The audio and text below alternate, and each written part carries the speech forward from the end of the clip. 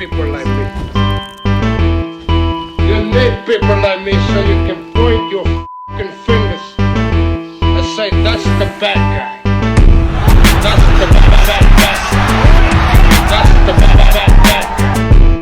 That's the bad guy. That's the bad guy.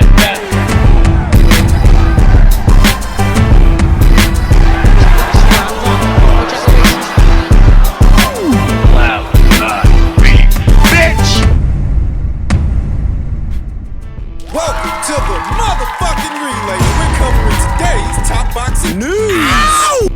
Okay, we'll start with this. On the undercard of Anthony Joshua versus Alexander Usyk 2, both Ramla Ali and Crystal Garcia Nova are set to make history with the first professional women's boxing match ever held in Jeddah, Saudi Arabia. It's another first for Ali, a Muslim woman born in Somalia and raised in London, as she has continued her professional boxing career. It's such a monumental thing to happen in Saudi, Ali told ESPN. Me and my opponent were essentially making history together, so it's not just me. It's someone else as well. We're both going to be the first females to be in Saudi Arabia, not a place known for women's rights. This fight being held on the undercard of Anthony Joshua versus Alexander Usyk is a step in that direction. However big, however small, it still is a step. Fights being held in this part of the world, this fight in particular, It's just so monumental because it provides hope to so many women. Number one, it provides hope to loads of little girls looking up to us, knowing that they could do,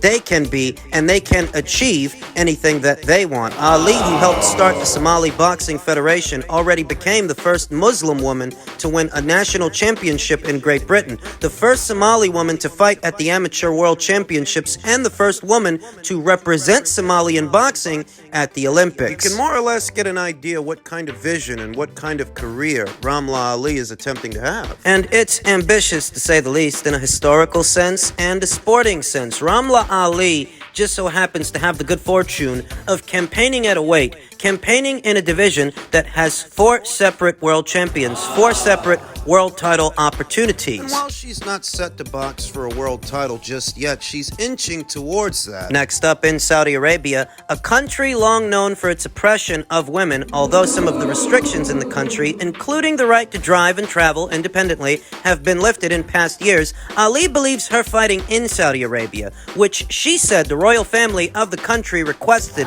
is another step forward. To me, it's about progression, and it's about moving in the right direction, Ali said. To be the first women to compete in Saudi is moving in the right direction. Ali has never been to Saudi Arabia before. She has also never been back to Somalia, where she was born, and her family fled from there when she was a young child. But while she's in Saudi Arabia for the fight, she's also hoping to complete the Umrah, The pilgrimage to Mecca. There's a lot to be said about Ramla Ali in terms of philanthropy, in terms of entrepreneurship, in terms of boxing. There's a lot that can be said. She's ambitious, to say the least. Although you have to be in this racket, I feel like you need to be brave. Be brave for what I mentioned earlier. For all the young girls looking up to you, you need to be brave, Ali said. You need to be a hero to them, and that's what it means. It is yet again another first, and it's very scary because no one else has done it before. But I need to be brave, and I need to know that it's okay to be a first because others will follow behind you. That's how it starts. Undertaking any endeavor, however big, however small, or however monumental, all begins with that first step. And this fight taking place in Jeddah, Saudi Arabia, it will be a first. I used to see people wonder if Eddie Hearn would ever have any of his Valkyries boxing on a Matchroom show in this part of the world. And I guess those people got their answer. Ramla Ali will be squaring off with the Dominican Republic's own Crystal Garcia Nova, who sports a professional record of 10 wins, 2 losses, with no draws. She's approximately 10 years younger than Ramla Ali, Although she doesn't come from the same kind of amateur background as Ramla. a statuesque super bantamweight. As far as super bantamweights go, Crystal Garcia Nova stands in at about 5'9" to Ramla Ali, who has generous dimensions for a super bantamweight herself, 2 inches shorter than Ramla stands in at about 5'7". the both of them have generous physical dimensions for super bantamweights, for 222-pound fighters.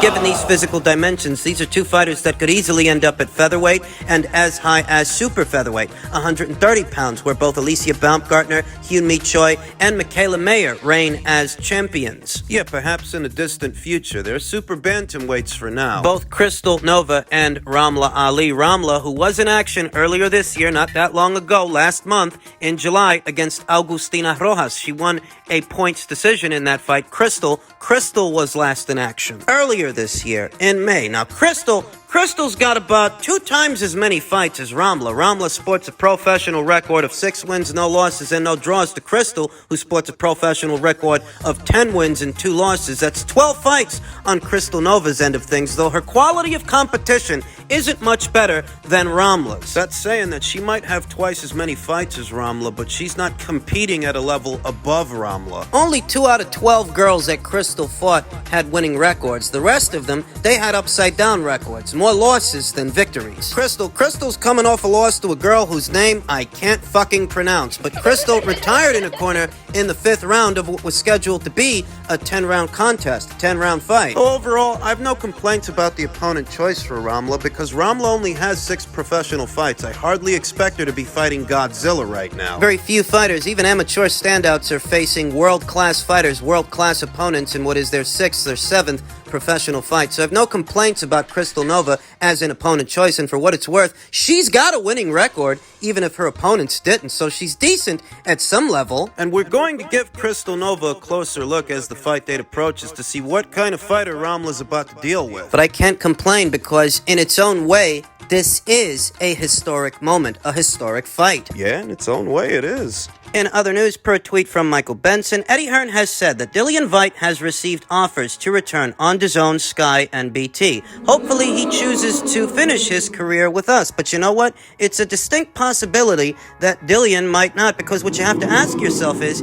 if he were to stay on the Matchroom and DAZN side of things, what would he be staying there to do? Who would he be staying there to fight? We know that old Fish Eyes Frank Warren wants to do a fight between Dillian Whyte and his boy Daniel Dubois. He has expressed an interest in doing a fight like that in the past. I think he'd also like to do a fight like that with Joe Joyce if Dillian Whyte were willing. The real question when it comes to Queensberry and BT is, can they pay Dillian Whyte the way that Dillian Whyte wants to be paid? I haven't soon forgotten the fiasco when it came to Dillian Whyte, Tyson Fury, and their purse split. A fight that ended up going to a purse bid because Dillian Whyte wanted a little bit more money. Frank Warren didn't want to give it to him. As a result of that, the fight ended up going to a purse bid where Frank Warren had to pay considerably more just to keep the rights for the fight than what he would have paid if he would have honored Dillian's request. In other words, the cheaper alternative would have been to give Dillian what he wanted. Because he didn't, they didn't reach a deal before the deadline. The fight ended up going to a purse bid, and Frank Warren had to pour more money in the pot, considerably more money in the pot, to ensure that the fight doesn't end up on the Matchroom and DAZN side of things. Frank's got options for Dillian. It's not that he doesn't. The question is, can he pay Dillian Whyte the way Dillian wants to get paid? Can he pay him enough to bring him over? There are 1 or 2 fights to be made over there on the Queensberry Promotions and BT side of things, but does Dillian stand to make the most money going with them or going to Sky? It's the funniest thing. Before the outcome of Tyson Fury versus Dillian Whyte was decided, I had a passing thought. And I discussed it in 1 or 2 live streams that I did in the build-up of that fight. You know, what if Dillian Whyte were to pull this off? What if he were to beat Tyson Fury and become the WBC's heavyweight champion? Would he bring that belt back to Matchroom, bring that belt back to DAZN, or would he take it over to Sky Sports and Boxer to see what it's worth to them? Because Dillian Whyte has never been an, according to Hoyle, Matchroom fighter. He's worked with them on a fight-by-fight basis for all these years. He doesn't have an exclusivity deal, an exclusivity contract that would have limited him to boxing under the Matchroom banner on the DAZN platform. Now, you could argue that if Dillian would have won that fight and procured the green belt, he would have been in the place to be. Matchroom and DAZN, because that's where the other 3 alphabet titles are. But how much does Dillian Whyte, or how much would he have cared about becoming an undisputed champion in a situation where perhaps Sky Sports and Boxer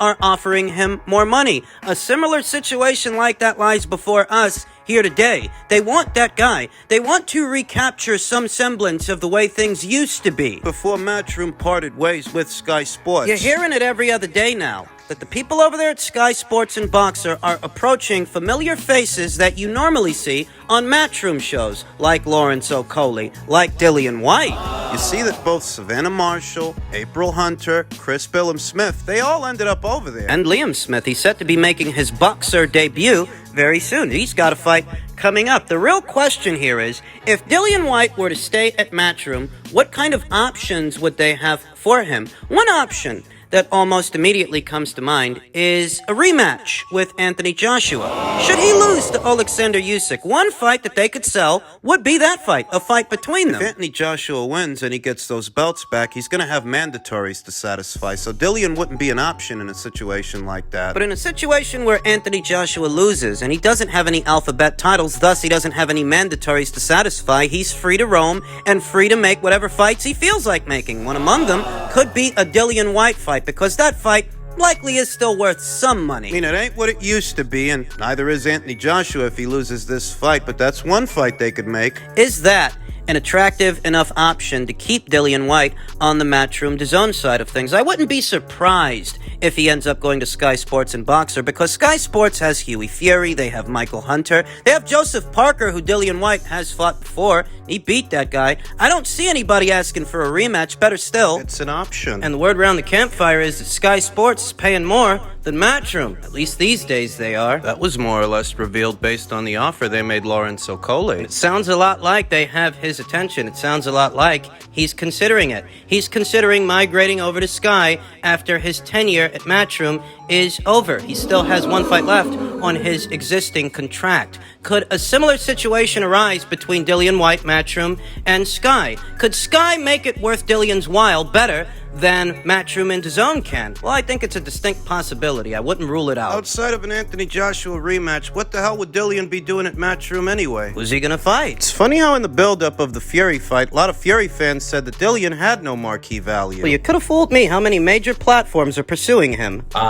Spence Crawford is taking quite a while to get finalized. Any observations from that situation? It's a big Money. fight. It has tremendous interest from people who follow boxing, but that doesn't necessarily translate into revenue from pay-per-view, which is the biggest source because of the piracy. And the fighters realize how big a fight it is, and they want to get paid big amounts of money.